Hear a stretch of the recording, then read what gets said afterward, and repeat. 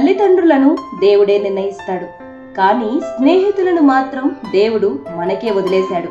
రక్త సంబంధాలను ముందుగానే నిర్ణయించిన ఆ భగవంతుడు ఆత్మబంధాన్ని కలుపుకోమని మనకే పర్మిషన్ ఇచ్చేశాడు. అందుకే స్నేహితుడు అచ్చంగా మనవాడు, మనసెరిగిన వాడయ్యాడు. చిన్నప్పుడు నాన్న తోడుంటాడు, ఆకలి అంటే అమ్మ అన్నం పెడుతుంది, కానీ వారు లేనప్పుడు ఆ స్థానాన్ని స్నేహితుడే భర్తీ చేస్తాడు.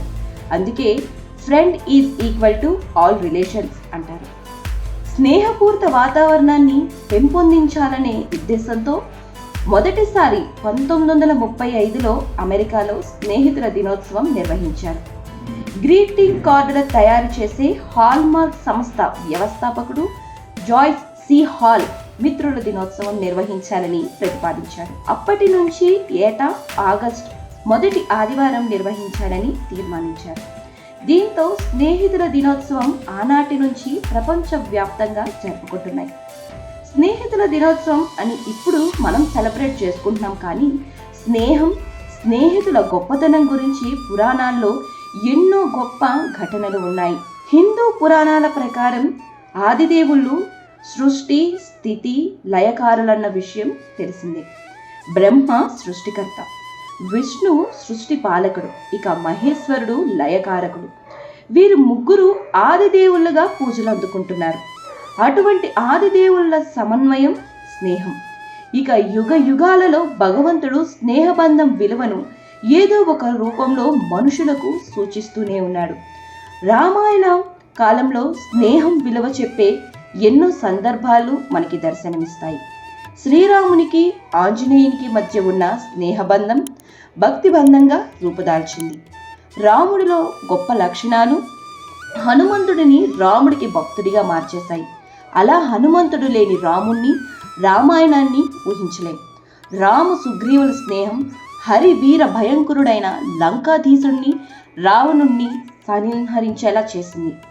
రామాయణంలో రాముడు సుగ్రీవుల స్నేహం వాళ్ళని కూడా సంహరించింది. సుగ్రీవుడు అందించిన వానర సైన్యం సహాయంతో రాముడు రావణుణ్ణి సంహరించాడు. సీతమ్మను రావణుడు ఎత్తుకుపోతుండగా జటాయువు అనే పక్షి అడ్డుపడింది. అప్పుడు రావణుడు జటాయువు రెక్కలను నరికివేశాడు. కానీ ప్రాణాలను ఉగ్గుపట్టుకుని సీతమ్మ కోసం వెతుకుతూ వస్తున్న రావణుని కోసం వేచి చూసింది. రాముడు కంటపడగానే సీతమ్మను రావణుడు ఎత్తుకుపోయాడని, అతను లంకకు అధిపతి అని చెప్పింది. అంతేకాదు, రాముడితో జటాయువు మాట్లాడుతూ, నాయనా, నేను మీ తండ్రికి స్నేహితుడను అని పరిచయం చేసుకుంది. తండ్రికి ఇచ్చిన మాటతో వనవాసం కారణంగా అయోధ్యలో తండ్రి దశరథుడికి అగ్ని సంస్కారానికి నోచుకొని శ్రీరాముడు అడవిలో జటాయువుకు భక్తి శ్రద్ధలతో అంత్యక్రియలు నిర్వహించాడు. తండ్రి స్నేహితుడిలో తండ్రిని చూసుకున్నాడు శ్రీరాముడు. పక్షి పట్ల కృతజ్ఞాభావంతో పాటు పితృభావంతో తన కర్తవ్యం నిర్వహించారు శ్రీరాముడు. అలా రావణుడు జాడ చెప్పి ప్రాణాలు వదిలిని జటాయువు రాముడి తండ్రి స్నేహితుడు రాముడికి రావణ సంహారానికి దారి చూపించి ప్రాణాలు వదిలింది. ఇక ద్వాపర యుగంలో కూడా శ్రీకృష్ణుడికి ఇష్టుడైన చెలికాడు కుచేలుడు చిన్ననాట కలిసిమెలిసి ఆడుకున్నాడు. ఎన్నో చిలిపి పనులు చేశారు. కలిమిని నిలువెత్తు నిదర్శనంగా శ్రీకృష్ణుడు ఉంటే, లేమికి కటిక దరిద్రానికి నిర్వచనంగా కుచేలుడు ఉన్నాడు.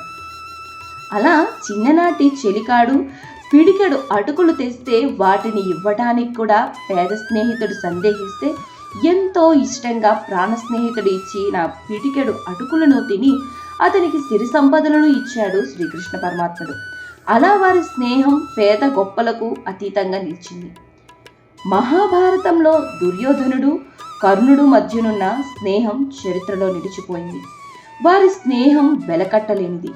స్నేహితుని కోసం తన ప్రాణాలనే పణంగా పెట్టి కర్ణుడు చరిత్రలో నిలిచిపోయాడు.